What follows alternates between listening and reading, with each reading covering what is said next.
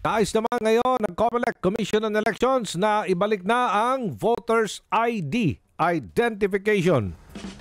Sa detalye dyan, makakausap natin si COMELEC Spokesperson Attorney John Rex Laudianco. Attorney Laudianco, magandang umaga. Magandang umaga po, Sir Aljo, at sa lahat po ng taga-subaybay ng ating programa. Good morning po. Okay, so ibabalik na natin yung Voters ID. Tama ho ba? Ano ba nangyari doon sa Voters ID natin? Di ba nawala? Tama po, no? Okay. Nawala po ito dahil po sa pagsusulong po ng ating National ID System. Okay. Kung saan ang layunin po sana ng National ID Republic Act ay pag-isahin na lamang po natin ang ating ID. Ngunit nakita nga po natin na mukhang hindi po na isang katuparan ang lahat po ng plano sa National ID at marami pa rin po talagang hinihingi po sa pag-a-apply ng passport, pagiging OFW, yung kanilang patunay ng pagiging botante at number one po dito talaga ang Voters ID. Kaya po ito'y binabalak ng ibalik po ng Commission on Elections. Oh, so hindi na kayanan pala, naisa na lang, no? Integrated na doon sa ating National ID. Mahabang proseso ba yon kung sakasakaling doon natin integrate? Hindi naman po. Hindi naman. Hindi naman po. Ngunit ang nangyari po kasi ay talagang hiwalay po ang batas ng para sa National ID at hiwalay din po ang batas sa pagpaparehistro dito po sa atin. At yung mga pong solution kasi na supposedly ay maibibigay sana ng National ID system ay hindi po pangkalahatang na isa katuparan. Ngayon po kung makikita natin araw-araw po ay may mga pumipila sa lahat ng tanggapan ng COMELEC para mag-secure ng voter certification na lamang po maka-apply ng passport nung kanilang mga kinakailangan sa ating pagiging OFW. At ito po ay nais tugunan ng COMELEC kaya po nais na rin namin ibalik yung ating pong Voters ID. Okay. Ibabalik natin ang Voters ID. Ibig sabihin, magpaparehistro uli ang lahat ng mga botante? Nako, hindi po, Sir Hindi Adjo. naman. Dahil po ayon po sa ating batas ay yung pagre-rehistro ay isang beses. Alimampung tayo gagawa na ng paraan para makasecure ang ID, simpleng pag-a-apply lang po ng ID ito. No need to register po. Ano ba itong mga isinusulong ninyong registration sa mga mall? Mga bagong mga registrant? Tama ba? Naku, lahat na po ng klase. Ito pong Register Anywhere dati na project ngayon ay program na. Nagsimula po yan sa bagong rehistro lang sana. Ngunit in-expand na po namin sa lahat ng klase ng registration. From the new registrants, mga bagong botante, magpapa-change, magpapa-correction of entry, magpapa-transfer, magpapa-reactivate. Dating overseas voter na magiging local, dating local na magiging overseas, lahat po ng klase ay pwede na po sa Register Anywhere program. Okay, sige. Ibinibigay sa mga nag-apply papel, ano ba ito? Papel lang na certification of ID ito. Para bang sa LTO na papel? Hindi po. Ito'y bunsod po kasi ng pagtigil nga ng COMELEC sa pag-i-issue ng Voters ID dahil doon sa layunin ng PhilSys.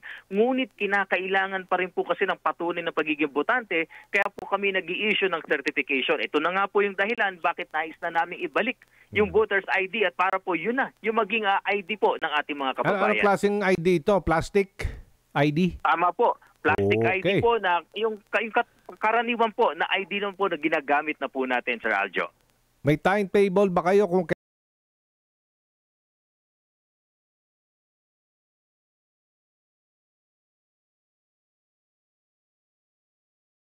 pareho sa ibang ahensya katulad sa PNP FEO na kasamang binabayaran yung ID, katulad din sa LTO na binabayaran natin yung ID card, tinitingnan din po namin hanggang saan pwedeng isubsidize at bigay ng COMELEC. Ito po yung mga pinag-aaralan po namin ngayon, Sir Aljo.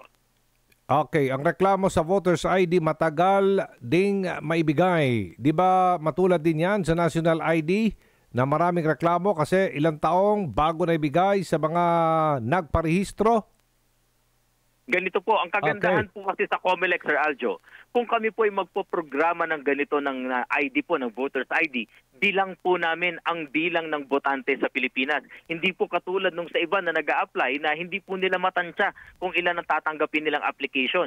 Pagdating po sa Voters ID, kung ilan ang botanteng Pilipino na rehistrado, yun po automatically ang magiging bilang. Kaya kung sakaling darating po sa puntong ipapatupad na namin po ito, from the procurement po ay alam na namin ang bilang. Kaya tingin po namin, hindi kami short po at magkakaproblema tulad ng ibang ahensya. Okay, so anong sistema nito? Pupunta, tutungo ang mga tawag na botante sa baka opisina ng COMELEC for this ID?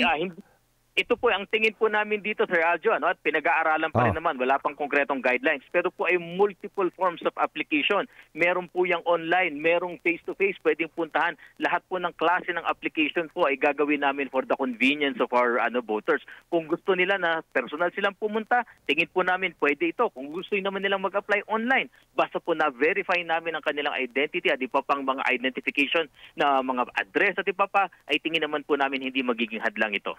Oo, yung hindi ko lang sure kasi nagparehistro ako sa COMELEC. Kailan ba yun? Last presidential election? Parang ganun yata. May biometrics na ba yun? Meron na po, Sir Aljo. Nakuha na po kayo ng 4 na daliri at ang inyo pong picture at pirma. So, meron na po okay na yun. Yun na lang. Basta't i-update mo na lang. Hindi ka na magba-biometrics uli. Yung picture na lang siguro, siyempre, no? Kasi iba naman yung picture mo noong nakaraang taon, di ba? Updated Itang na. anggulo pa rin po na inaaral namin, Sir Aljo, yung proposal namin ng general registration by 2026 sana para back to zero tayo lahat. Isang general registration, malinis na malinis. Tinitignan po din po namin baka doon ang punto ng mas magandang isabay ang panibagong National Voters ID po.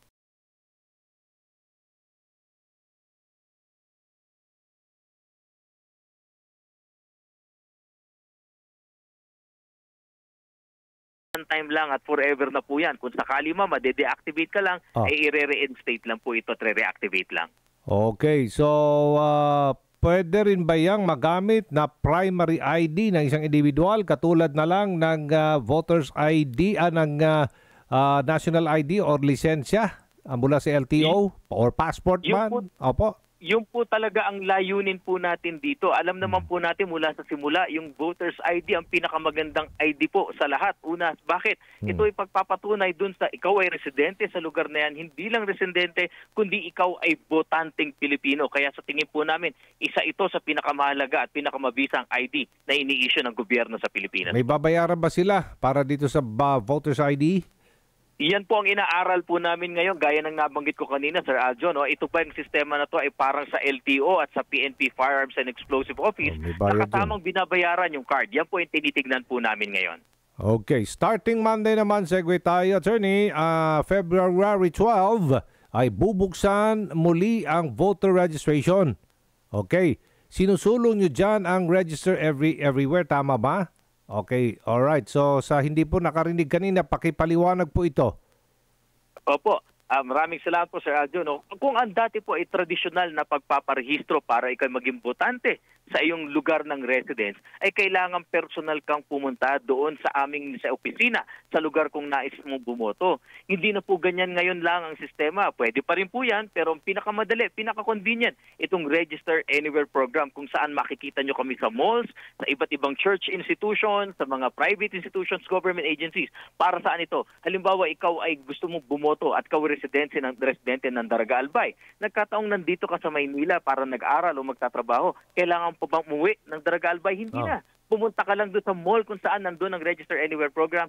Magparehistro ka doon, ilalagay kung saan ang residence mo at COMELEC na po ang bahala na magdala ng iyong datos sa Daraga Albay at sisiguraduhin namin pagdating ng halalan, makakaboto ka po doon sa Daraga Albay.